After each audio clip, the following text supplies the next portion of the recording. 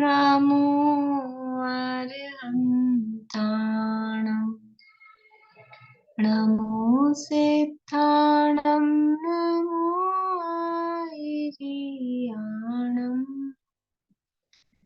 नमो वज्रायाणम् नमो लोये सहसाहुनम्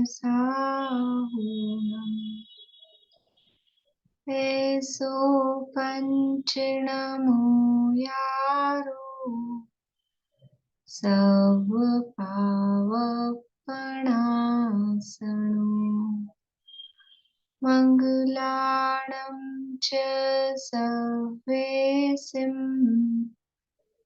परमं होविमङ्गलम्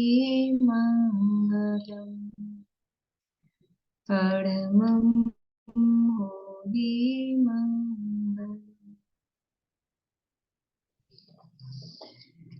Jain basics class के अंतर्गत यहाँ हमारी चर्चा चल रही है गीता ज्ञान पाठमाला भाग 3। ये हमने प्रारंभ किया था और इसमें जो सिद्ध पूजन डॉक्टर हुकुमचंद जी भाईलू द्वारा रचित थी उसकी चर्चा हमने पिछली क्लासेस में की थी। अब आज है पाठ दूसरा, पूजा विधि और फल। पूजा किसे कहते हैं, पूजा की क्या विधि है और पूजा का क्या फल होता है, वो सारी चर्चा यहाँ इसमें की गई है। तो यहाँ एक पिता और पुत्र का समझ लीजिए संवाद रूप से, संवाद शैली का ये पाठ है। तो पुत्र है वो अपने पिता से पूछता है कि पिताजी आज मंदिर में लोग गा रहे थे कि नाथ तेरी पूजा को फल पायो। तो ये पूजा क्या है और उसका फल क्या है।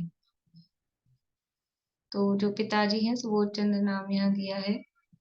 पिताजी कहते हैं कि इष्ट देव शास्त्र गुरु का गुण स्तवन ही पूजा है। पूजा किसे कहते हैं कि वास्तव में भगवान के गुणों का स्तवन, ये ही पूजा है। पूजा क्यों करनी चाहिए, किस लिए करनी चाहिए, वो सारी चर्चा तो है ही। लेकिन पूजन का, क्योंकि हम श्रावक हैं और श्रावक के 6 आवश्यक प्रतिदिन करने योग्य कर्तव्य ये कहे गए हैं। तो श्रावक के 6 आवश्यक हैं, उसमें से पहला आवश्यक है देव पूजा। तो किसी भी श्रावक को ये, या गृहस्थ कहो, श्रावक मतलब गृहस्थ को प्रतिदिन ये देव पूजा करनी ही चाहिए। 6 आवश्यक है, देव पूजा, गुरु उपासना, स्वाध्याय, संयम, तप और दान। तो ये देव पूजा करनी ही चाहिए। और ये पूजन का अर्थ, मतलब पूजन को हम क्या कि पर्टिकुलर एक क्रिया से जोड़ देते हैं कि इधर से द्रव्य लिया उधर चढ़ाया तो पूजा हुई। लेकिन पूजन का इतना संकुचित अर्थ नहीं है वास्तव में। वो एक क्रिया विशेष का नाम पूजन नहीं है। पूजन में पंच परमेष्ठियों की भक्ति, वंदना, स्तुति, देवशास्त्र गुरु पंच परमेष्ठी जो भी कहें उनका, समझ लीजिए कि हम धर्म का प्रचार प्रसार कर रहे हैं, प्रभावना कर रहे हैं, मंदिर बनवा रहे हैं, प्रतिमा स्थापित कर रहे हैं, ये सब भी पूजन के ही टाइप है। पूजन मतलब है कि जो इसमें लिखा है इष्ट देवशास्त्र गुरु का गुण स्तवन, तो उनका गुणानुवाद, और वो गुणानुवाद के कितने तरीके हो सकते हैं, भगवान के गुणानुवाद के कितने तरीके हो सकते हैं। अकेला एक तो मुंह से बोलकर ही किया जाए वो तरीका है, और जिसके गुण हमारे हृदय में होते हैं, जिसके प्रति जिसका गुणगान करने का भाव हमारे हृदय में होता है, तो उसका प्रचार होता है कि नहीं। कोई मूवी हम देख के आते हैं, हम मतलब लोग देखते हैं, मूवी देख के आते हैं, और कोई वो उसका प्रोड्यूसर कि उसका डायरेक्टर कोई हमको कोई रुपया पैसा नहीं देता है, कोई कमीशन नहीं देता है, फिर भी वो देखकर आते ही लोग बाग, आपने वो देखी कि नहीं देखी, वो देखना बहुत अच्छी है, वो देखना बहुत अच्छी है, बिना मतलब बिना प्रयोजन के ही, कोई लौकिक प्रयोजन उससे सिद्ध नहीं होता है, फिर भी उसका प्रचार प्रसार, माउथ पब्लिसिटी करते हैं। कोई चीज हम यूज लेते हैं, कोई प्रोडक्ट यूज में लेते हैं, तो अपने आप ही उसका प्रचार प्रसार करते हैं।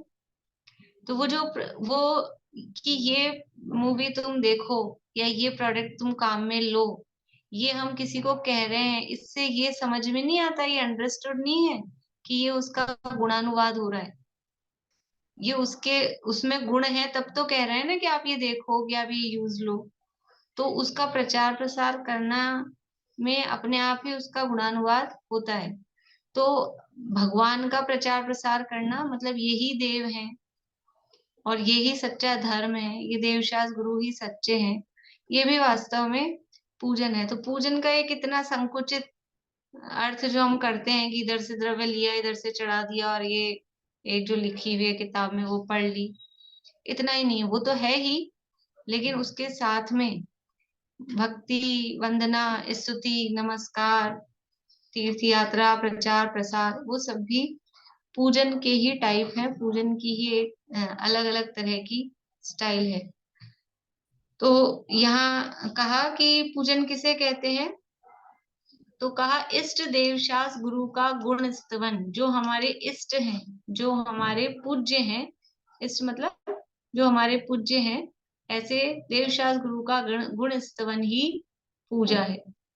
इष्ट देव कौन होते हैं, अब वो इष्ट देव कौन है जिनका गुण स्तवन पूजा है, तो पिताजी कह रहे हैं मिथ्यात्व, राग द्वेष आदि का अभाव करके पूर्ण ज्ञानी और सुखी होना ही इष्ट है। हमें इष्ट क्या है, हमें प्रिय क्या है, इष्ट मतलब हम क्या चाहते हैं, कि हम चाहते हैं सुखी होना और पूर्ण ज्ञानी होना। और वो कैसे होगा, कि मिथ्यात्व और राग द्वेष, मोह राग द्वेष, इनका अभाव करके पूर्ण ज्ञानी, केवल ज्ञानी और सुखी यानी अनंत सुखी होना ही हमें इष्ट है। उसकी प्राप्ति जिसे हो गई हो वही इष्ट देव है। जैसे कि किसी बच्चे को क्रिकेट का प्लेयर बनना इष्ट है, क्रिकेट खेलना उसको पसंद है, वो क्रिकेट का प्लेयर बनना चाहता है। तो अब ऐसा जो प्लेयर है जो उसके टॉप पे पहुंच चुका है, जिसको बहुत अवार्ड मिल चुके हैं, तो वो जो है वो उसका इष्ट हो जाता है, हो जाता है। प्रशम, विराट कोहली को जानते हो, जानते हो, वो तुम्हें प्रिय है, तुम्हें भी बनना है। हम्म। तो हमारा क्या इष्ट है, क्या इष्ट है हमारा, कि ये प्लेयर बनना चाहते हैं, तो ये इनको अपना जो प्लेयर है वो इष्ट है। और हम क्या बनना चाहते हैं, हम क्या होना चाहते हैं, कि हम सुखी होना चाहते हैं, हमें सुखी होना और उसके साथ में पूर्ण ज्ञान की प्राप्ति होना, वो हमारा लक्ष्य है, हम वो चाहते हैं। तो जो पूर्ण सुखी है और जो पूर्ण ज्ञानी है वो हमें प्रिय होंगे कि नहीं होंगे, वो हमें प्रिय होंगे। तो उनका गुणगान गाना, उनका गुणानुवाद करना, वो वास्तव में पूजा है।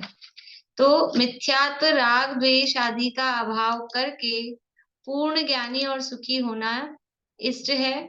उसकी प्राप्ति जिसे हो गई हो वही इष्ट देव है। अनंत चतुष्टय के धनी अरहंत और सिद्ध भगवान ही इष्ट देव हैं और वे ही परम पूज्य हैं।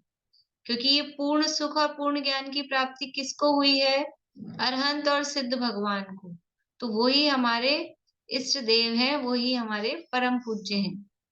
देव की बात तो समझा, फिर शास्त्र और गुरु कैसे पूज्य हैं वो तो समझ में आ गई कि उनको तो पूर्ण ज्ञान की प्राप्ति हो गई और पूर्ण सुखी हो गए। शास्त्र कौन सा सुखी है, शास्त्र सुखी है क्या, वो तो जड़ है, पुद्गल है, बुक है, वो सुखी कैसे। और गुरु, गुरु भी पूर्ण सुखी और पूर्ण ज्ञानी तो नहीं दिखाई देते हैं, फिर वो कैसे पूज्य हैं।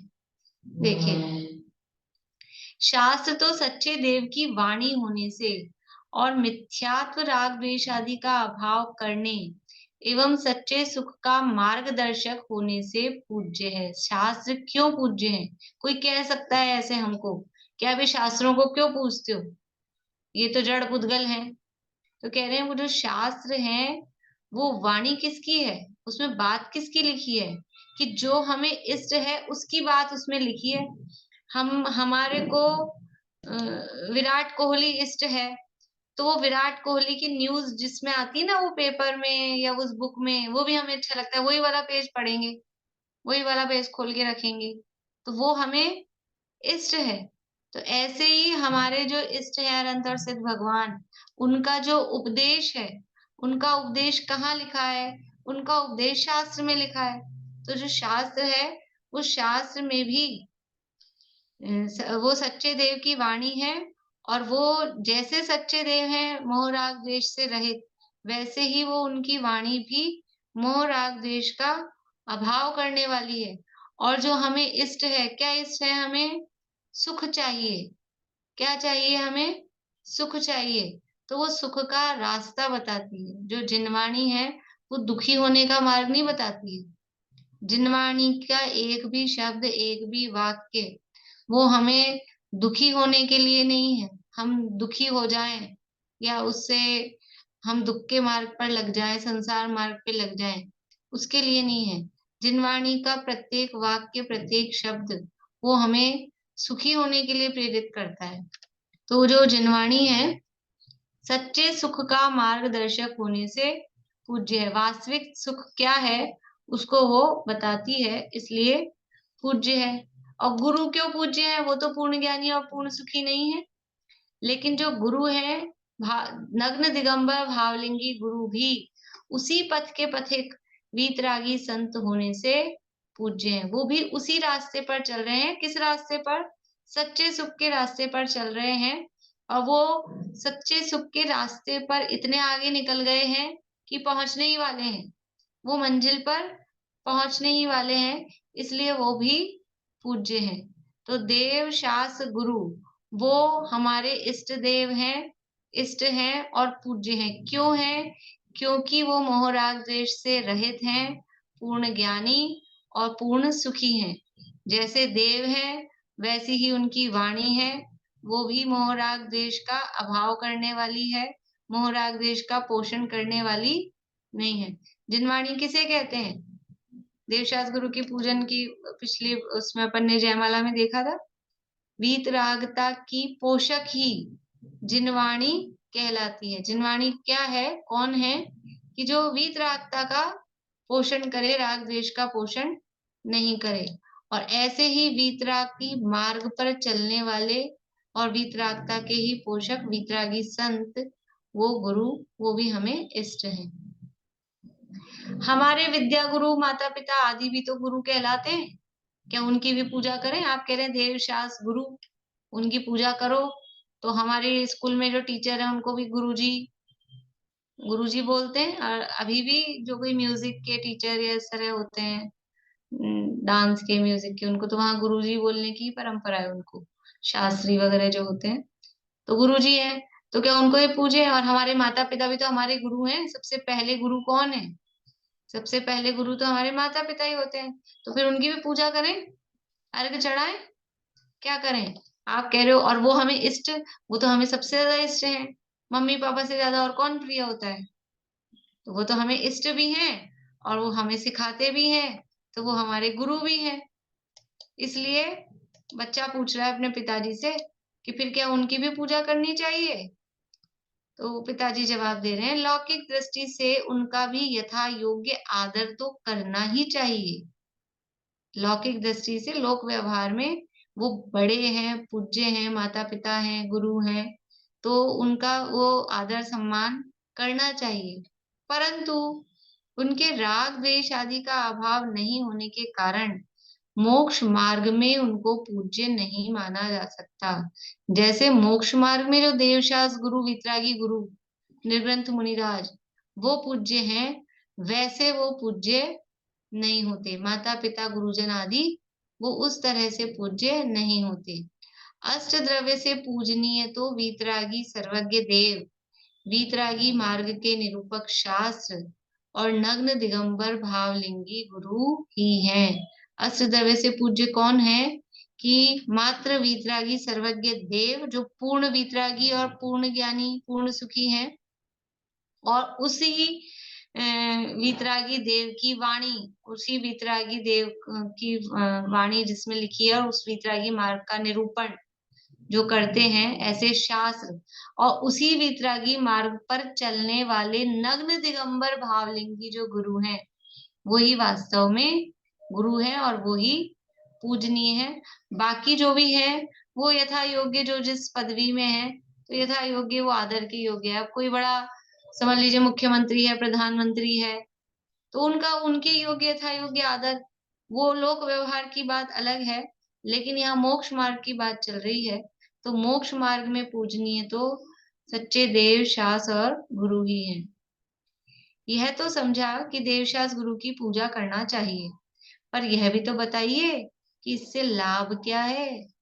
मोक्षा प्रकाशक में टोडामल जी साहब ने अरहंत आदि से प्रयोजन सिद्धि ये प्रकरण दिया, और वहां ये सिद्ध किया कि अरहंत आदि से हमारा हमारा प्रयोजन क्या है। अभी बताया हमें क्या इष्ट है, क्या प्रयोजन है, कि दुख दूर करना और सुखी होना, यही हमारा प्रयोजन है। दुख दूर करना और सुखी होना, सबको जय त्रिभुवन में जीवनन, सुख चाहे दुख ते भयवन, तो यही प्रयोजन है, सब यही चाहते हैं। तो अरहंत आदि से हमारा ये प्रयोजन कैसे सिद्ध होगा, कि अरहंत आदि स्वयं मंगलमय है।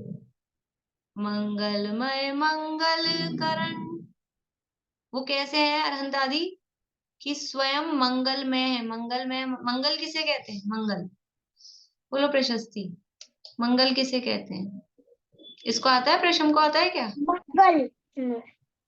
हाँ, जो पापों को गलाए और सत्य सुख उत्पन्न कराए वो मंगल है। कराए। बहुत बढ़िया, बोले सेजल बोलिए, मंगल किसे कहते हैं। जो आत्मा को कष्ट अर्थात दुख दे उसे मंगल कहते हैं। नहीं नहीं नहीं, वो तो कषाय होती है। जो आत्मा को कसे और दुख दे, वो तो कषाय होती है। मंगल किसे कहते हैं, कि जो मोह राग द्वेष रूपी पापों को गलाए। बोलिए सेजल, पीछे बोलिए। जो जो मोह राग द्वेष रूपी पापों को गलावे और सच्चा सुख उत्पन्न करे उसे मंगल कहते हैं। हाँ बढ़िया, उसे मंगल कहते हैं। यानी मंगल कौन है, कि जो पापों को गलाए और सच्चा सुख उत्पन्न करे। तो अरहंत आदि पंच परमेष्ठी ये मंगल क्यों है, कि वो स्वयं मंगल स्वरूप हैं। कैसे हैं, कि उनके मोह राग द्वेष नष्ट हो चुके हैं और सच्चा सुख उनके उत्पन्न हो गया, तो वो स्वयं मंगलमय है। और जो स्वयं मंगलमय है, उनमें भक्ति भाव होने से परम मंगल होता है।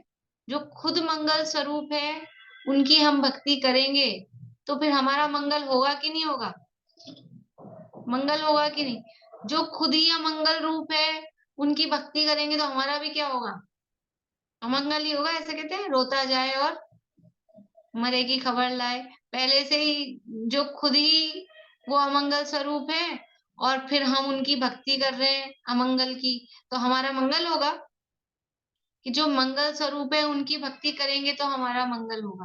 तो ये अरहंत आदि से प्रयोजन की सिद्धि, कि हमारा प्रयोजन है दुख दूर करना और सुखी होना। और वो जो स्वयं सुखी हैं, जिनका दुख दूर हो गया है, उनकी भक्ति करके ही हमारा दुख दूर हो सकता है। मतलब क्यों, क्योंकि वो मार्ग बताएंगे ना।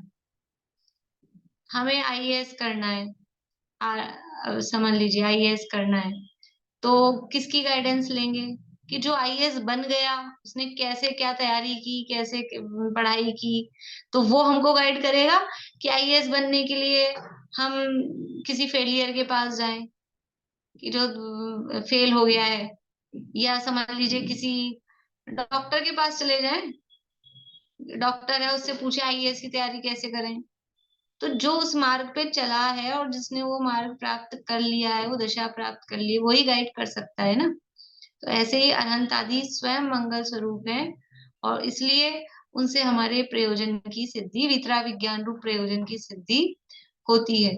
फिर वहां प्रश्न उठाया कि ये तो ठीक है, वो तो हो जाएगा, लेकिन और हमारे दुनियादारी के, ये गृहस्थी के, व्यापार धंधे के समस्याएं, ये दूर हो जाएंगी कि नहीं हो जाएंगी, लौकिक प्रयोजन भी कुछ सिद्ध हो जाएगा कि नहीं हो जाएगा।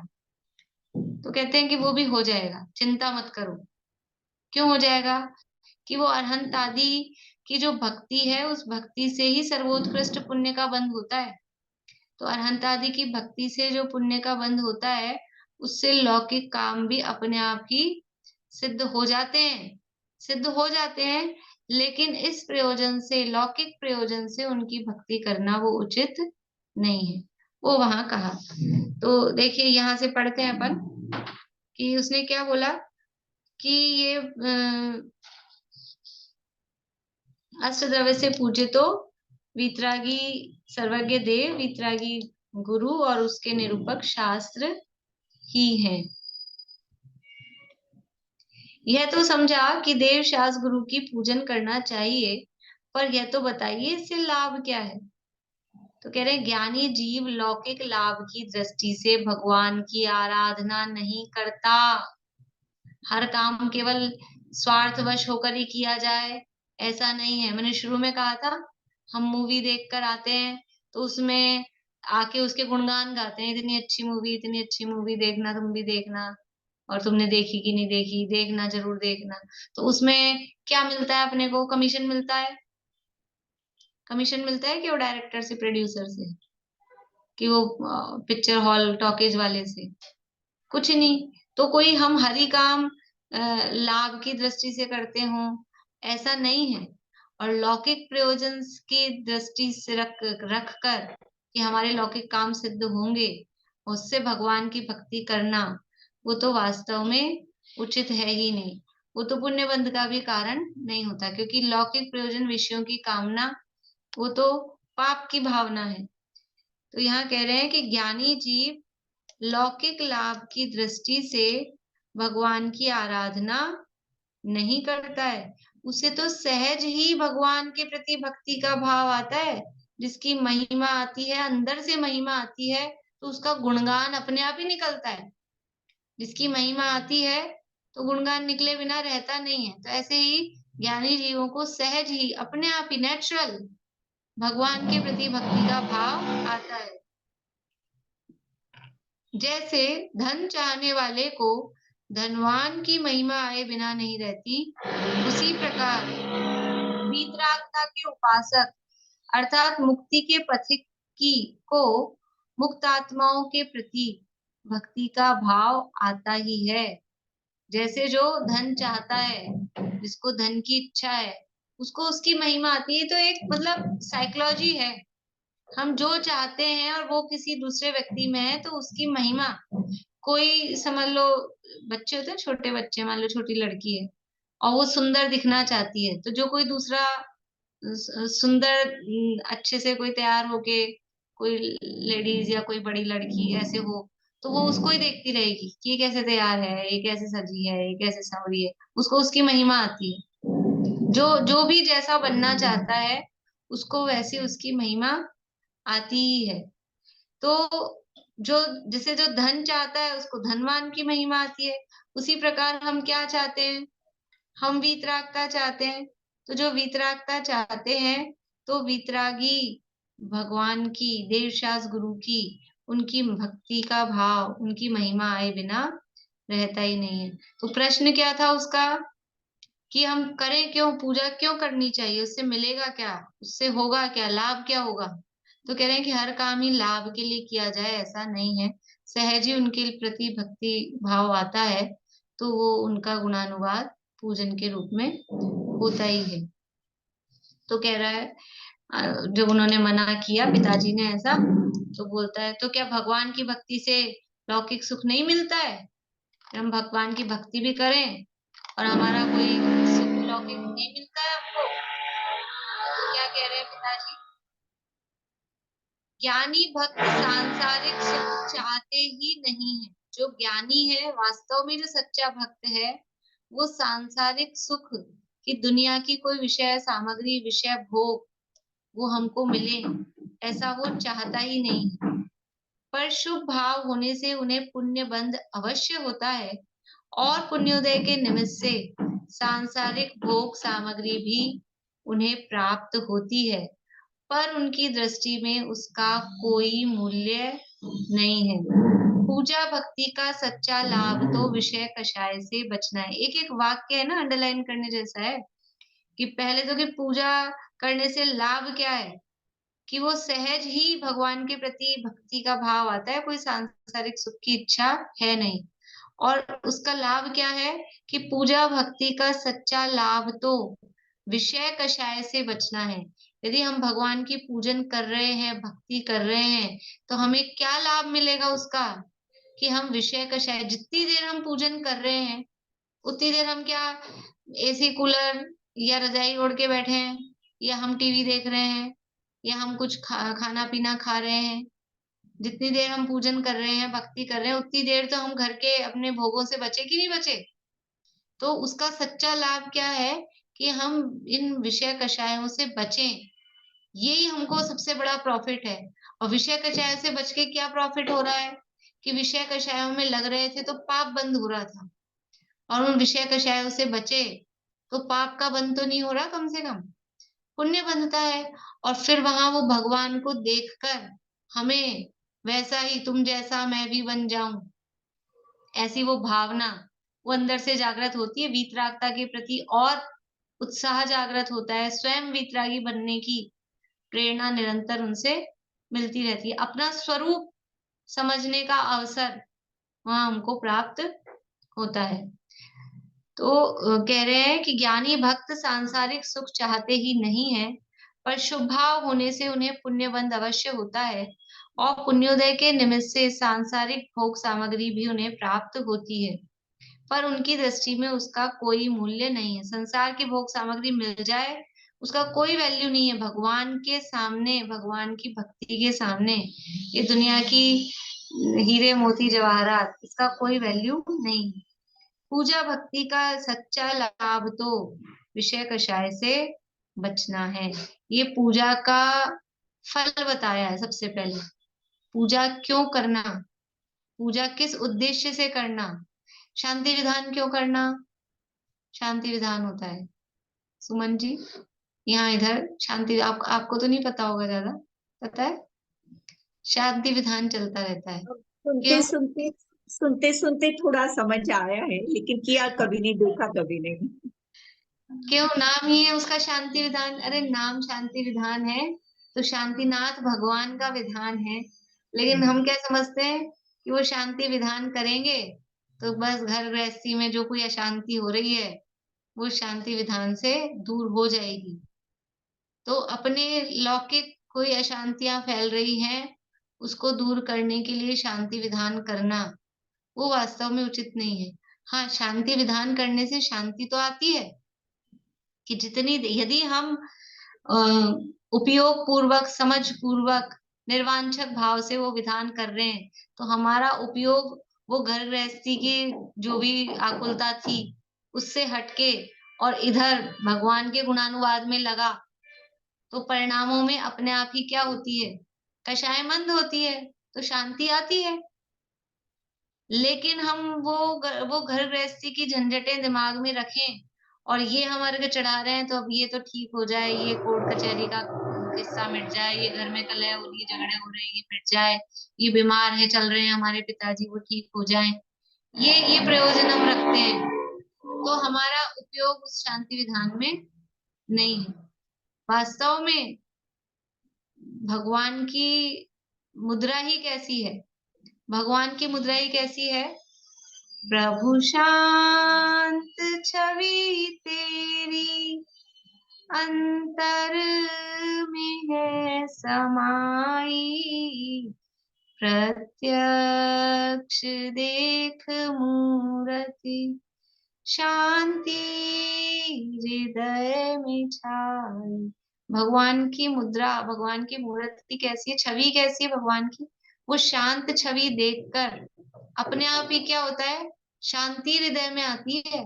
और भगवान को देखकर भी वही यही झंझटबाजी, घर वैसी, ये ठीक हो जाए वो ठीक हो जाए, यही याद आता रहे, तो भगवान को देखा ही नहीं है, भगवान के दर्शन नहीं किए, अभी वो घर के ही दर्शन चल रहे हैं, समस्याओं के ही दर्शन चल रहे हैं। भगवान की तो मुद्रा ही दर्शन करने मात्र से शांति मिलती है, और भगवान के दर्शन करते समय यही भाव आना चाहिए, प्रभु शांत छवि तेरी अंतर में है समाई, प्रत्यक्ष देख मूरति, शांति हृदय में छाई। अगर ये हमको लग रहा है तो हमने दर्शन किए हैं, और ये लग रहा है तो हमारी पूजन हुई है। शांति नहीं आई तो फिर पूजन काहे की। लेकिन लौकिक प्रयोजन से यदि कर रहे हैं तो वास्तव में वो पूजा का फल सच्चा नहीं है। तो पूजा का फल बताया कि पूजा का फल है अंदर परिणामों में शांति। दर्शन का फल भी वही है, पूजन का फल भी वही है कि आत्मा में शांति प्राप्त होती है, परिणामों में निर्मलता आती है, और भगवान को देखकर दर्शन पूजन करके हम स्वयं भी भगवान कैसे बने, और हम स्वयं भगवान बन सकते हैं और कैसे बने, वो रास्ता हमको उससे प्राप्त होता है। अब पूछा, ये तो आपने बता दिया, ठीक है, मेरे को समझ में आ गई, लेकिन वो पूजा करनी किस प्रकार चाहिए? क्या पूछ रहा बच्चा कि पूजा किस प्रकार की जाती है? तो देखिए क्या कह रहे हैं, दिन में सबसे पहला पॉइंट क्या है, पूजा कब करनी चाहिए? कब करनी चाहिए? रात में, दिन में, कभी भी कर लें? दिन में। फिर छने हुए जल से स्नान करके, अकेले ये नहीं लिखा है स्नान करके, नहाया है कोई सा भी पानी लिया अनछना और गीजर में गर्म कर दिया अनछना पानी और नहा लिए। अभी तो ऐसी स्थिति हो गई है, मंदिरों में गीजर लग गए हैं, क्या कहें, मतलब पंचम काल की हुंडा सर्पणी काल की बलिहारी है कि जो क्षेत्र मतलब अहिंसा का पाठ पढ़ाने वाले वहीं महाहिंसा हो जाती है। तो दिन में करना पूजन पहली बात, और स्नान करके, और कैसे स्नान करके?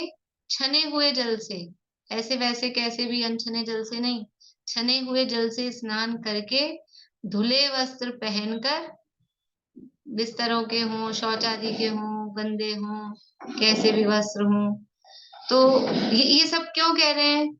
हम तो भगवान का गुणानुवाद करेंगे ना, हम नहाए चाहे ना नहाए, हम दिन में करें कि चाहे रात में करें, हम चाहे धुले वस्त्र पहने चाहे अशुद्ध वस्त्र पहने, क्या फर्क पड़ता है? कि फर्क पड़ता है। ये सब बाहरी जो भी चीजें हैं उनसे परिणामों में फर्क पड़ता है, ये सब बाहरी निमित्त है। लेकिन हम देखेंगे कि हम खुद ही अगर हम धुले हुए, और समझ लीजिए ऐसे धोती दुपट्टा पहन लिया लड़कों ने, बच्चों ने, तो वो अलग ही परिणाम होता है। और एक अपने वही रात में जो कपड़े पहन के सोए थे वो रात वाले ही कपड़े पहन के आ गए, मुंह भी नहीं धोया, तो वो कैसे परिणाम लगेंगे?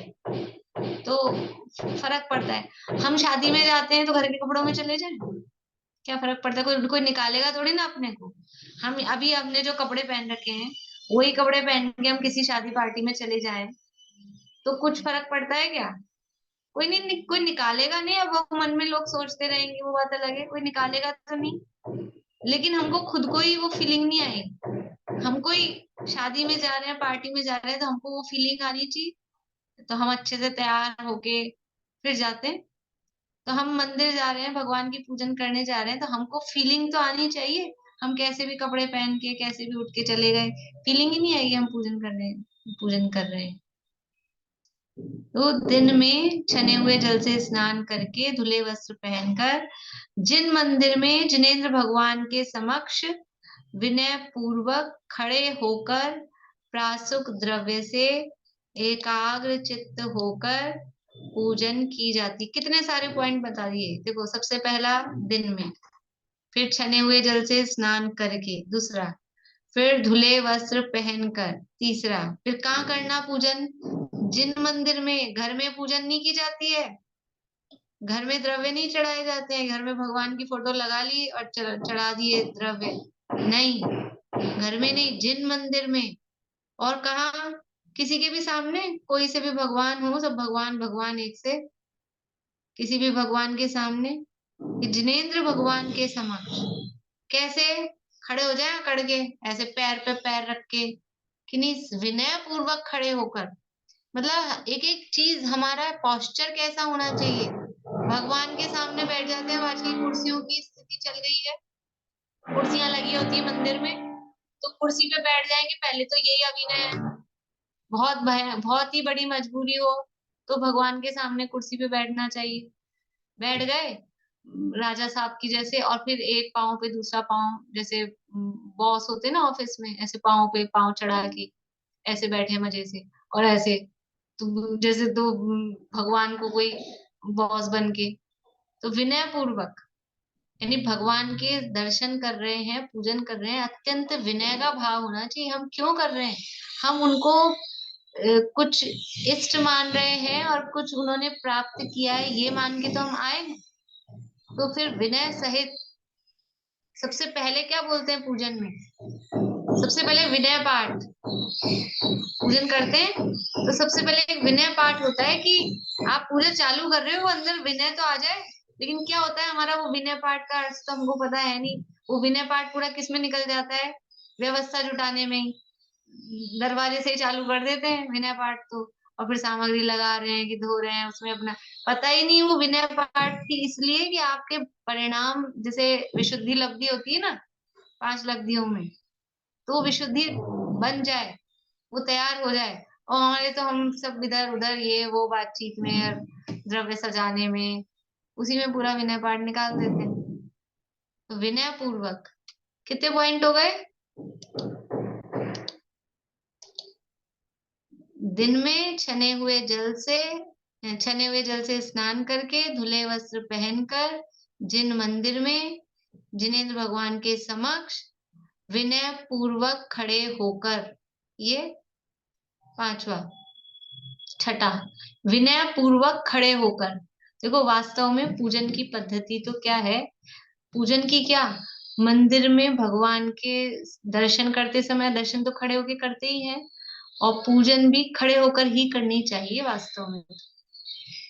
लेकिन अब क्या है कि हमने बना भी लिया अपने शरीर को ऐसा, और अब सहनन भी नहीं रहा, तो बैठ के करते हैं। लेकिन वास्तव में जो पुराने लोग हैं, देखे हो आपने कहीं, हमने देखा है, एक थे गोपी चंद जी मास्टर साहब, पूरा सिद्ध चक्र विधान कितना लंबा चलता है, पूरा सिद्ध चक्र विधान 8 दिन खड़े होकर ही करते थे, बैठते नहीं थे। और 13 पंथावनाएं में तो विशेष रूप से बैठकर पूजन करने की थी ही नहीं। लेकिन अब शिथिलता आ रही है तो ठीक है, लेकिन यथा योग्य यदि शक्ति हो तो यथा योग्य खड़े खड़े होकर भगवान की विनय, मतलब जैसे खड़े होने में जो विनय है, और बैठ जाते हैं तो फिर आलस प्रमाद हो ही जाता है। लेकिन फिर भी इसमें तो अब क्या कहें, काल के हिसाब से जैसा भी, लेकिन विधि तो क्या है? विनय पूर्वक खड़े होकर। और फिर किससे करें? प्रासुक द्रव्य से। कुछ भी चढ़ा दें, उसमें लिखा है फल तो लिया है, केला वेला एप्पल, और उसमें लिखा है दीप तो दीपक जला के बैठ जाएं, उसमें लिखा है धूप तो धूपाना रख के धूप चढ़ाएं, उसमें लिखा है पुष्प तो फूल तोड़ लाएं। ऐसा नहीं। भले ही वो द्रव्य तो हमने प्रतीक के रूप में रखे, द्रव्यों के जो नाम है अभी आगे चर्चा करेंगे, वो प्रतीक के रूप में है। लेकिन जो हम द्रव्य यूज में लेंगे, भगवान के सामने जो चढ़ाएंगे, तो वो हम प्रासुक का मतलब है जीव जंतु रहित, जिसमें जीवों की हिंसा नहीं होती हो, ऐसा द्रव्य उसमें चढ़ाना चाहिए। प्रासुक का मतलब है जीव जंतु रहित। जैसे हम प्रासुक करते हैं, पानी पानी प्रासुक कर लिया, तो प्रासुक का मतलब क्या है कि अब उसमें हमने मर्यादा बना ली है, उसमें से जीव निकल गए हैं, छना हुआ पानी है और उसको हमने कुछ गर्म कर दिया है, तो प्रासुक हो गया है। प्रासुक का मतलब है निर्दोष, निर्दोष भी कह सकते हैं, दोष रहित यानी जीव जंतु रहित।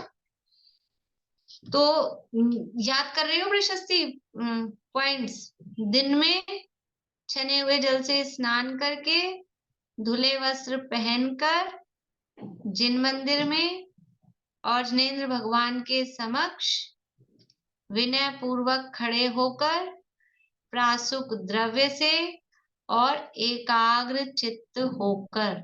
8 पॉइंट हो गए। पूजन तो कर रहे हैं लेकिन मन कहीं इधर उधर ही सारा, कभी तो रटी भी होती है, याद होती है तो वो तो पता ही नहीं कब चालू होती है, कहाँ शुरू हुई और कहाँ खत्म हुई, मालूम ही नहीं पड़ता है। और याद वाली नहीं भी है, देख के भी बोल रहे हैं तो भी मन तो इधर उधर भटक रहा है, कौन आ रहा है, कौन जा रहा है, कौन क्या कर रहा है, इसने क्या पहना है, उसने क्या पहना है, इधर ही उधर उपयोग लगा हुआ है। मोक्षा प्रकाशक में पेज नंबर 220 पर नटवरमल जी साहब ने बहुत भक्ति करने वालों का, पूजन करने वालों का, माला जाप देने वालों का, सबका ऐसा कच्चा चिट्ठा खोल के रखा है कि भक्ति करते हैं, दृष्टि तो कहीं और है, मुख से पाठ बोल रहे हैं और नजरें कहीं और ही घूम रही है। ऐसा ऐसा होता है कि नहीं होता है? 300 साल पहले उन्होंने लिखा और आज तक वही स्थिति है समाज की, वही चलता है।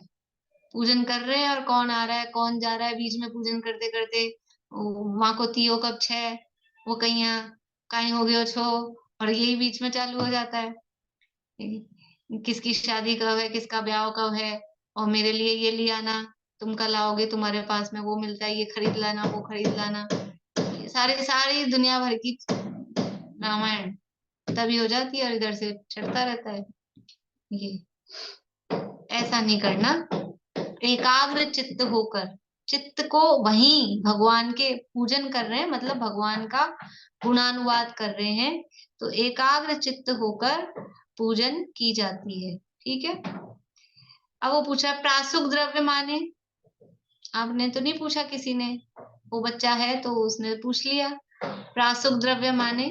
तो यह कह रहे हैं कि जीव जंतु रहित, जीव जंतुओं से रहित, सुधे हुए मतलब शोधे हुए, जिसको हमने शोधा है कि कोई जीव जंतु तो नहीं है, अचित्त पदार्थ ही पूजन के प्रासुक द्रव्य हैं। जैसे नहीं उगने योग्य अनाज, चावल आदि, सूखे फल, बादाम आदि, तथा शुद्ध छना हुआ जल आदि। प्रासुक द्रव्य का मतलब क्या है? जीव जंतु से रहित और शोधे हुए, जीव जंतु से रहित तो मतलब ये है, हम चावल चढ़ा रहे हैं, हम बादाम चढ़ा रहे हैं, मतलब और चीजों का तो निषेध कर ही दिया, बना हुआ कोई नैवेद्य शब्द है तो पुआ पकौड़ी चढ़ा रहे हो, वो तो निषेध ही है। फूल चढ़ाने का, दीप चढ़ाने का, हरे फल चढ़ाने का, वो तो निषेध है। लेकिन हम ये जो सूखी वस्तुएं भी चढ़ा रहे हैं तो उनको भी घर में देख शोध कर, चावल चढ़ा रहे हैं तो घर में देखें शोधें, उनमें इलियां वगैरह जीव जंतु तो नहीं है। बादाम चढ़ा रहे हैं तो वो विदेवे यानी उसमें जीव तो नहीं है।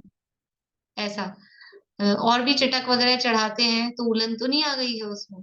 तो जीव जंतुओं से रहित, शुद्धे हुए यानी शोधे हुए, देखे हुए। अचित्त पदार्थ, अचित्त का मतलब भी वही है कि जिसमें जीव नहीं है। चित्त यानी चेतनता, चेतनता से रहित, वो अचित्त। अचित्त पदार्थ ही पूजन के प्रासुक द्रव्य हैं। जैसे नहीं उगने योग्य अनाज यानी चावल आदि, सूखे फल बादाम आदि, तथा शुद्ध छना हुआ जल आदि। बिना द्रव्य के पूजन नहीं हो सकती क्या? कि द्रव्य क्यों चढ़ाना, बिना द्रव्य के नहीं कर सकते? तो पिताजी कह रहे हैं क्यों नहीं, बिना द्रव्य के भी हो सकती है। पूजा में तो भावों की ही प्रधानता है, बिना द्रव्य के भी पूजा हो सकती है। पूजा में किसकी प्रधानता है?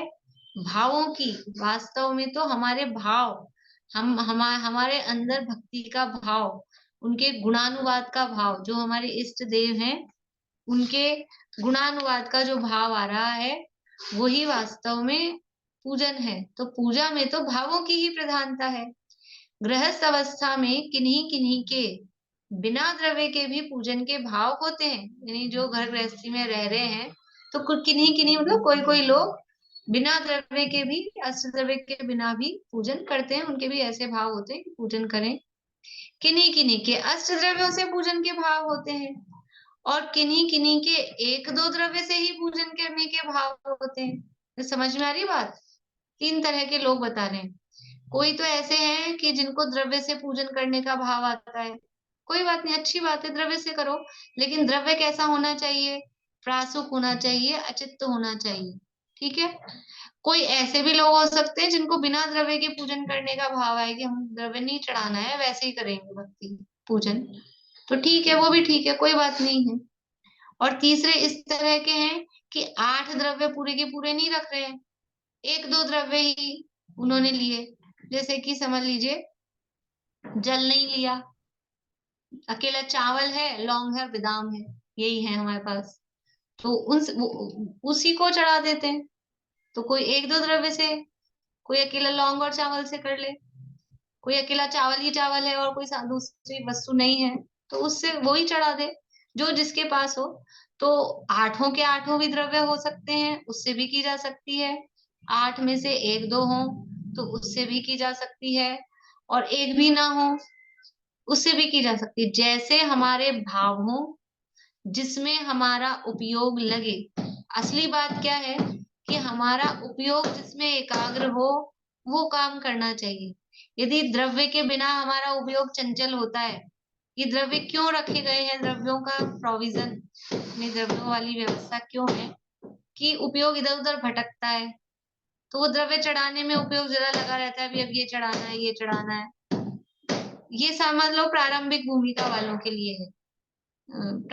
बच्चों के लिए मतलब जो भी शुरू कर रहे हैं, शुरुआती जिनका रूप है, तो उनका उपयोग लगाने के लिए वो द्रव्य होते हैं कि वो इधर उधर उनका उपयोग चंचल नहीं हो। अब जिनको समझ लो प्रौढ़ता आ गई है, धर्म समझने लग गए हैं, भाव समझ में आता है, तो उनका उपयोग उसमें चंचल होता है कि ये चढ़ाएं कि ये चढ़ाएं बार बार में, तो उनको द्रव्य चढ़ाना नहीं जमता है, तो वो बिना द्रव्य के करते हैं। तो ये तो जैसे हमारा उपयोग लगे, मतलब इसमें आग्रह नहीं है। कुछ लोगों को ऐसा आग्रह होता है द्रव्य नहीं चढ़ाया तो पूजा ही नहीं हुई, ऐसा नहीं है। या 8 में से एक भी द्रव्य कम रह गया तो भी पूजा नहीं हुई, ऐसा भी नहीं है। बिना द्रव्य के भी पूजन हो सकती है, एक आध द्रव्य कम हो तो भी पूजन हो सकती है, और द्रव्य है, सारे द्रव्य हैं और चढ़ा रहे हैं तो भी पूजन हो सकती है। लेकिन सावधानी है कि रखनी है कि द्रव्य प्रासुक हो, जीव जंतु उसमें नहीं हो, इलिया वगैरह नहीं हो, ये सावधानी रखनी चाहिए। अब उसमें भी क्या है कि घर से तो लाते नहीं है आजकल, मंदिर में ही वो अब वो कोई छानते हैं कि नहीं छानते हैं वो भी पता नहीं, डायरेक्ट कट्टा आता है चावल का और सीधा वो धोने में सामग्री आ गई। अब कितनी बार ऐसी जगह मैंने देखा है कि उस धुली हुई सामग्री में इलियां दिखती हैं फिर। तो ये सावधानी खुद को रखनी कि सबसे अच्छे, अगर यदि हमको द्रव्य चढ़ाना है तो वास्तव में खुद के द्रव्य लेके जाना चाहिए, अपने घर से द्रव्य लेके जाना चाहिए। क्योंकि मंदिर का द्रव्य यूज लेते हैं और वहां रुपए जमा भी कराते हैं, तो भी पता नहीं चलता हम कितने रुपया करा रहे हैं, कितना द्रव्य यूज में आ रहा है, ऐसा कोई हिसाब नहीं लगा पाते। तो निर्माल्य का भी दोष इसमें आ सकता है। और उससे भी बड़ी बात है कि हम अपने हाथ से सोधा हुआ, देखा हुआ जीव जंतु रहे। और खुद के घर में भी क्या होता है, लोगों की डब्बी में चावल भरे रहते हैं, और डब्बे में चावल भरे हैं, और वो पूजन जो मंदिर की डब्बी होती है उसमें चावल भरे हैं, उठाए और चल दिए। अब मान लीजिए चावल भरे हैं 15 दिन से, 1 महीने से हमने डाल के रख दिए, अब उसमें जीव हो गए। तो रोज जब भी हम चावल उसमें भर रहे हैं, सामग्री जो भी डाल रहे हैं, तो उसको देखें कि इसमें जीव जंतु तो नहीं। और कितनी बार ऐसा भी देखा जाता है कि वो डब्बी में से चढ़ा रहे हैं, अपनी डब्बी में से, और वो इलियां, चींटियां, कभी चींटियां निकल जाती हैं, कभी इलियां निकल जाती हैं। और चढ़ाते भी हैं तो अत्यंत सावधानी पूर्वक चढ़ाना चाहिए। मतलब ये तो विशेष मैं कहना ही चाहूंगी, सामग्री से पूजन करते हैं तो जितनी थाली में चढ़ाते हैं उससे ज्यादा उस नीचे बाहर गिरा देते हैं। तो ये अविवेक पूर्वक काम करने से वो समझ लीजिए पुण्य का बंध तो कम होता है, और पाप, उसका फल क्या होता है, वो इतनी सामग्री नीचे गिरा दी, चटाई में अटक गई, चटाई में गिरेगी आके नीचे, चौकी पे गिरेगी, चौकी पे से भी क्या जाने वाली है नीचे, चटाई पे और जमीन पे। फिर क्या होता है, अब वो सफाई तो कब की कब होगी, और सफाई करने वाला भी इतनी बारीकी से थोड़ा ना करता है जैसे अपन घर में करते हैं। तो कहीं ना कहीं कोनों में वो चावल वगैरह फंसे रह जाते हैं। फिर चींटियां आती है, फिर मंदिर में चींटियां आती है, फिर वो चींटियां पैरों के नीचे दब के मरती हैं, और भी जीव जंतु आते हैं। इसलिए सामग्री चढ़ाएं तो वैसे भी दर्शन करते समय भी जब चढ़ाते हैं तो वहां एक पात्र रखा होता है, डब्बा सामग्री चढ़ाने का, हमेशा सामग्री उसी में चढ़ानी चाहिए। पर लोगों को ऐसा रहता है हम तो उस पे चढ़ाएं, टेबल पे, टेबल पे चढ़ाते हैं, वो भी आधी से ज्यादा नीचे गिरती है। तो वो जो सामग्री चढ़ाने की पेटी, जो पात्र रखा होता है, उसी में चढ़ाना चाहिए। कहीं खुले में मंदिर होते हैं तो वहां बाहर चढ़ा दिया, फिर वो कबूतर वबूतर उस सामग्री को खाने के चक्कर में आते हैं, फिर वहां बीटे करते हैं, गंदगी करते हैं। तो हमें सामग्री चढ़ानी, तो मतलब विवेक होना चाहिए हर कार्य में कि किस तरह से सामग्री चढ़ा रहे हैं तो बहुत सावधानी पूर्वक, किताबों में गिर जाती है, फिर वो किताबों में चावल भरे ही रहते हैं, फिर वो किताबों में जीव जंतु हो जाते हैं, और वो चावल वगैरह अटक अटक के उसमें छेद हो जाते हैं, पन्ने फट जाते हैं। कुछ लोग तो, अब कौन रोज रोज महार खोलना पड़ता है, तो एक मार्कर नहीं रख सकते, एक कागज का टुकड़ा नहीं रख सकते हैं, उसी में चिटक रख देंगे। अब वो चिटक चिकनी होती है, अब वो दब के उसका तेल निकल निकल के वो हमारा जिनवाणी वो चिकनी हो जाती है। तो कितनी सारी अभिनय उसमें हो जाती है, तो बहुत विवेक पूर्वक, सावधानी पूर्वक हमें सामग्री का उपयोग करना चाहिए। तो ये बिना द्रव्य के भी पूजन हो सकती है। अब वो कहता है यह तो समझा, पर पूजन की पूरी विधि समझ में नहीं आई। तो क्या कह रहे हैं पिताजी, तुम तो यहीं खड़े खड़े बातों में ही सब समझ लेना चाहते हो। कल प्रातः मेरे साथ पूजन करने मंदिर जी चलना, वह देखकर पूरी विधि अपने आप समझ में आ जाएगी। तो बच्चा क्या कहता है, अच्छा बच्चा है समझ लो, चौथे काल का होगा, तो कहता है हाँ हाँ अवश्य चलूंगा, मुझे मात्र विधि ही नहीं समझना है, मैं भी प्रतिदिन पूजा किया करूंगा। अब यहाँ तो बच्चा है, वह बच्चे तो दो बैठे हैं हमारे सामने, और आप सब, हम सब क्या है, ये प्रतिदिन, ये बच्चे ने तो संकल्प कर लिया, अब हमको क्या है, करना है कि नहीं करना है, कि प्रतिदिन पूजन करनी ही चाहिए, पूजन भगवान का गुणानुवाद वो करना ही चाहिए।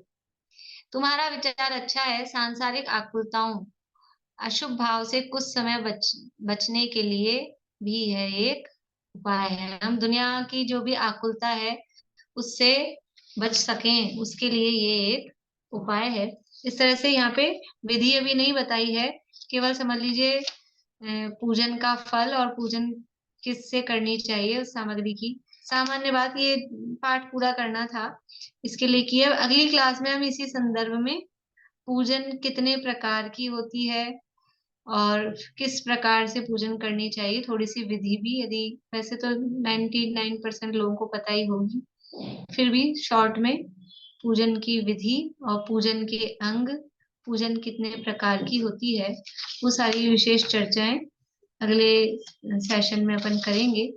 अभी यही पूरा करते हैं, किसी को कोई प्रश्न हो तो बोलिए।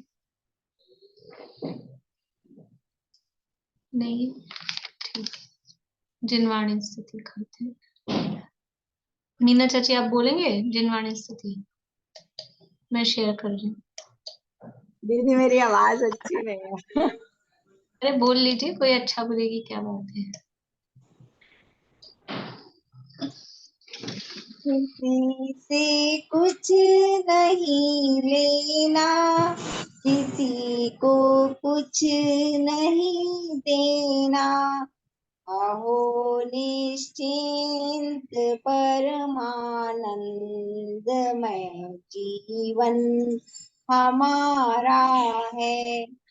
ज्ञान में लोक है मेरा, ज्ञान ही रूप है मेरा, परम निर्दोष समता में ज्ञान जीवन हमारा है। अहो चैतन्य आनंद सहज जीवन हमारा है।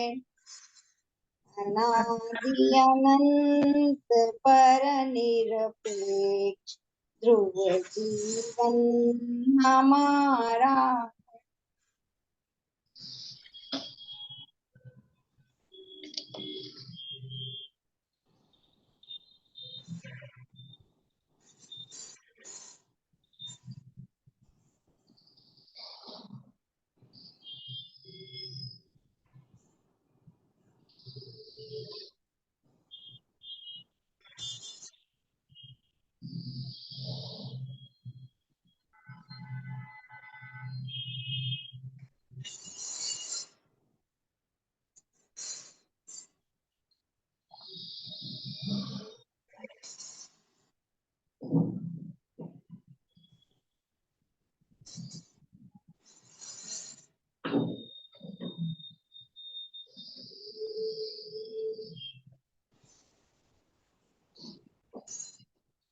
जय खुदा श्याम जिनवाणी माता की जय। जय।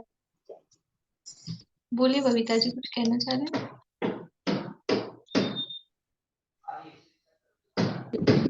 लोग कर सकते हैं, दोबारा बोलिए, समझ नहीं आया। अपने लेडीज लोग खड़े होके पूजा कर सकते हैं क्या? हाँ, कर सकते हैं ना, क्या दिक्कत? नहीं, मंदिर में लेडीज लोग बोलती है लेडीज लोग खड़े होके पूजा नहीं। लेडीज खड़े होके पूजा नहीं करती है, ऐसा कौन कहते हैं?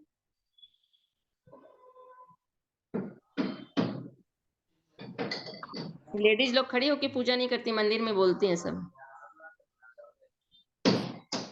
हो सकता है, वैसे तो जो है वो पुरुषों की प्रधानता से लिखे गए हैं। ऐसा खैर मेरे नॉलेज में नहीं है कि लेडीज खड़े होके नहीं कर सकती हैं। फिर भी वैसे भी आजकल तो सब बैठ के करने की परंपरा चल ही रही है, पर मुख्य रूप से जो धोती दुपट्टा में करते हैं वो उस हिसाब से तो खड़े होके करने की कही है। और देखिए उसको। ठीक, जय जी।